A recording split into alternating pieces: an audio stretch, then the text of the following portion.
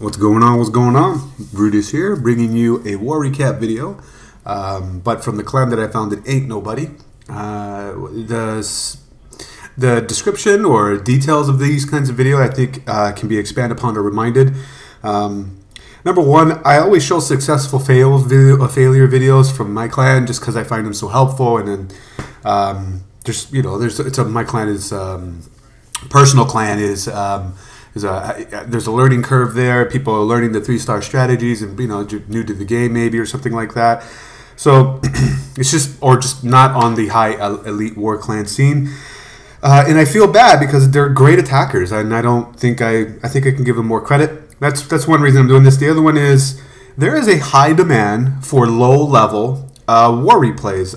You think of all the channels and content that you have out there readily available. It's saturated with high elite war clan scene with replays and recaps. Not knocking the content out there. I'm just saying there's an overabundance of 20-20 heroes, 30-30 heroes, elite bases and things like that. And not everybody is at that level. We all love to watch it and learn from it, but we're not all at that level, just currently in our game of progression. That's why I'm going to show these replays here, is to give the Town Hall 8s, the Royals of 10-10 or 15-15 and below, getting into the mid to max level game of the war scene, give them something to look through and see that the strategies still work with regardless of a royal ability, but you can see what small adjustments are needed at that level in order to still get the 3, because you can't just rely, if you make a mistake with low-level heroes, it's not as easy to adjust as it is. It is easier to adjust with 30-30 or 20-20. So there's my 2 cents. Let's get right into it. Ain't nobody had a perfect war. We also stumbled recently, so Warlog will go back to Inflamed Buddies. We'll start with Coffee, the fresh hit here. And perfect war, let's go down some. Coffee is at number 5. This is a fresh hit. He's going to do a hobo. You guys may recognize Coffee with jump spell tips and things like that. He's got 3 wall breakers on this one.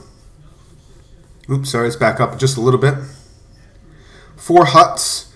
So while we watch this replay, whenever you got 4 corner huts like this, it is worth the investment to sacrifice 1 wizard for 4 archers, because then they're dedicated for each spot. I mean, when it comes cleanup time and you have to do the trash ring, 1 wizard's not going to make that much of a difference. Or sacrifice 1 hog, really. If you have just enough wizards for your funnel, like he has 2 right here, really, 5 and 1 for wizard for cleanup, I would have sat 1 more wizard, 1 more hog, just to ensure I got 4 archers dedicated for each corner in a base like this. Nice job here. He doesn't want his kill squad to go towards the right, as his hogs are going to go there, so he doesn't bridge that. Shallow jump, breaks in. He could have dropped the spell a little bit lower so it comes all the way down here, and his golems would basically end just above the town hall. Smart placement of his wizards for a funnel.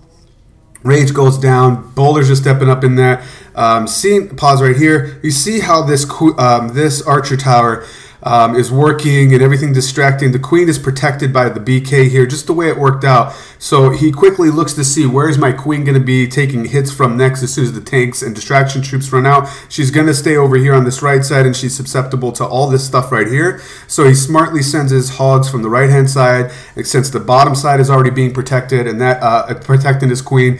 That way, when everything runs through here and he drops he waits smartly to drop that heal, but now his queen is still up with the ability and bag, and he still has another heal down that he'll place down here, probably around in this section, because there's probably a giant bomb in there. Yep, there it is. Yep, and then they'll heal all the way back up. Perfect. Nice job, Coffee. Alright, got a hog left, and here's what we're talking about. There's 3 huts. Smart job placing that wizard way up here at the top left, top of the crash ring, away from where the hogs are ending, because the hogs are going to go like this, running backwards. So he smartly places that cleanup wizard way at the top on the other side of the trash ring, so they meet in the middle. But it still illustrates my point. This is where I would have ensured that I had a really good job as far as the funnel and keeping a cleanup wizard. But whenever you have 4 huts, one tip is to make sure you sacrifice 1 hog. it's worth the return on investment for time, because when you're done with this and you don't have a troop, and I can't tell you how many times I got 99% because of huts. Here's another example. Look how far they got to travel, and they actually ended on this side. So anyway, nice job, Coffee. We're back out of here. That was a fresh hit, Hobo. Let's go down in the same one to someone, Clean Up a Tap, Illuminati. I'm pretty proud of this guy recently, so it's good for me to say that out. Just speaking as leadership of the clan, Ain't Nobody. I can tell you guys, and it's no disrespect to him, he has been kicked out of the clan before because of performance. It takes a lot for that to happen. Like, we're all about progression. Everybody fails. I fail a ton. But he always asks, like, yeah, even though he fails, he always asks for feedback. And then most importantly, he has a great attitude. He's a great clanny, and he applies the feedback. I really like how he didn't bring a jump here.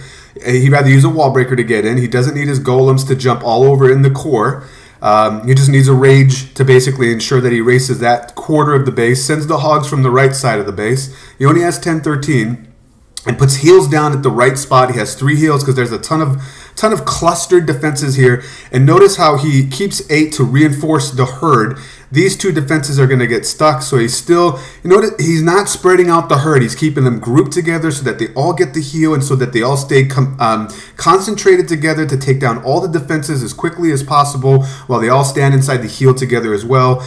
And that's, just textbook stuff that he's been practicing and applying. So to finish that thought, yes, he has been booted for performance. Told him to come back after you gain a little bit more experience. This was a long time ago. He came back after like 3 to 4 months away. He said, hey, I've been practicing. Can I get another shot? We let him in.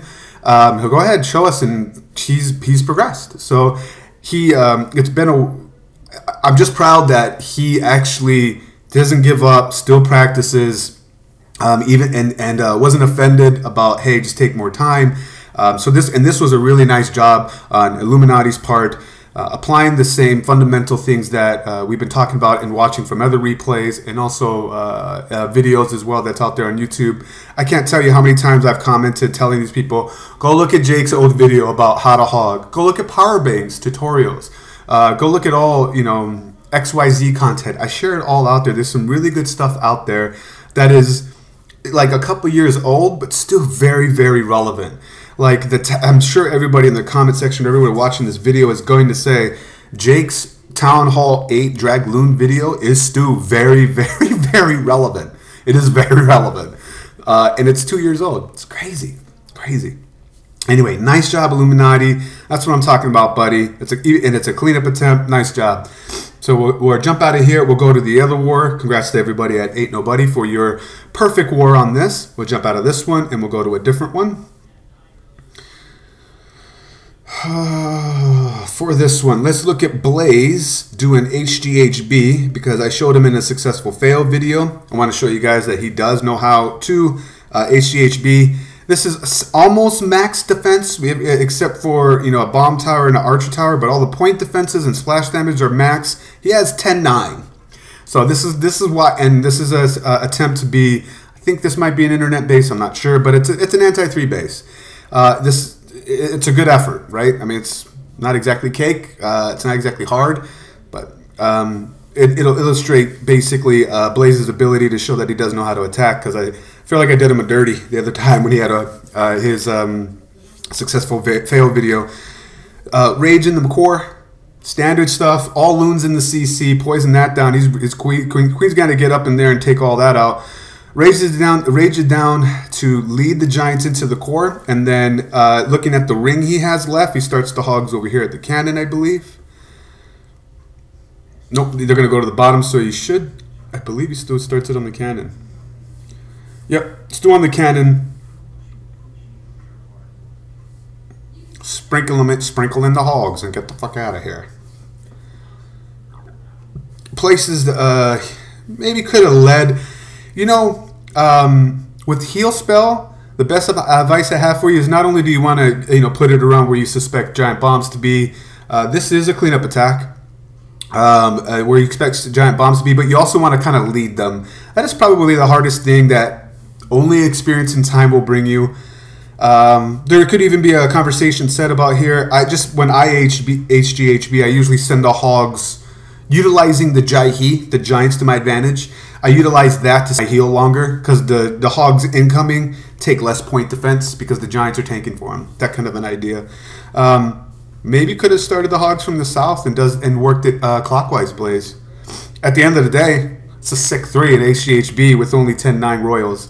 On a max defensive, except for royals, in one archer tower, Town Hall 9 base. Really nice job, Blaze. Sick. So we'll go to ×2 on this on the cleanup, and then we'll go to Deadman. Whoop! He always likes to use minions for a funnel. Alright, go to Deadman number 4. This is also a cleanup. He's doing also an HGHB with 11-14 against teen heroes. And max, except for bomb tower, point defensive structures on a tunnel 9. Nice funnel with the wizard here. Minion just outside of these two air defenses. Air targeting defense. And then notice that he didn't drop down the minion into after that. Archer tower was distracted to the giants. Really smart there. Wide funnel that you need for bowlers. These guys love all loons in their CC. It was something different, you know, than baby dragons and wizards that you see everywhere. But the stat, right? Did you guys see that right there? He lost two of his 5 bowlers. But I mean, all he needed was 2 to stand in rage, and then they erase everything. BK's taking a walk, looking at the butterflies. This is what I was talking about right here. So Deadman sends it. All his giants are gone, but all these point defenses were distracted towards the core. So he took advantage of that and snuck the hogs in there.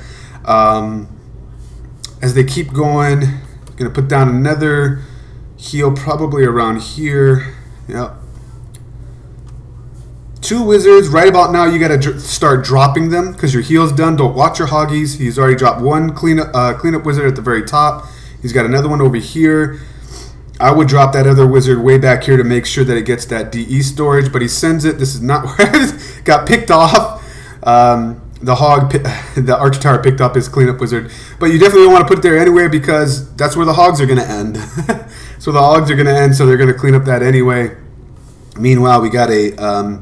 That's really unfortunate how his healer's stuck onto this bowler on the left that is getting a bounce going on onto that DE storage. Was still a nice 3. It was a cleanup 3. Nice job, Deadman walking. Co-leader, go to ×2. To end this out video, I don't want it to be too long. I made a mistake in this war with my Town Hall 8. I usually attack early because I'm the lowest man on the totem pole when it comes with my Town Hall 8. But after I did the only Town Hall 8 on there, I went to scout up for Sarah, and I accidentally doubled the base. Yeah, so with Expos set to ground, all of them, both of these multi-infernals and these sweepers basically leaving a nice little angle like this. I'm going to drag the crap out of it. So I couldn't, the loons are supposed to get that air defense. BK is supposed to get my funnel going because I need to make sure that these 2 structures go down in a way that will suck my dragons towards the core and go towards the town hall. And then when they get around the town hall, I'm utilizing the queen's aggro ability or aggro function AI to basically concentrate all my dragons in towards her, and then they'll turn on the infernal tower and then turn on the town hall. Basic funneling, kind of funny because this is what I was talking about with Jake's Dragloon video, how it's too relevant. This is still funneling. Too many dragons. My funnel on the left wasn't as strong. But timing of the loons, I wanted to make sure that by the time the loons got to this line that the X-bow went down, so that way they would then go to that air defense. Mission accomplished. They also tank for the dragons coming in. It ends up being just 1 dragon or 2 as 3 of my 10 dragons go to the left. But yeah, I was really just trying to scout it, see what's in the CC, see where the traps are, and I accidentally doubled it. My bad. Sorry about that.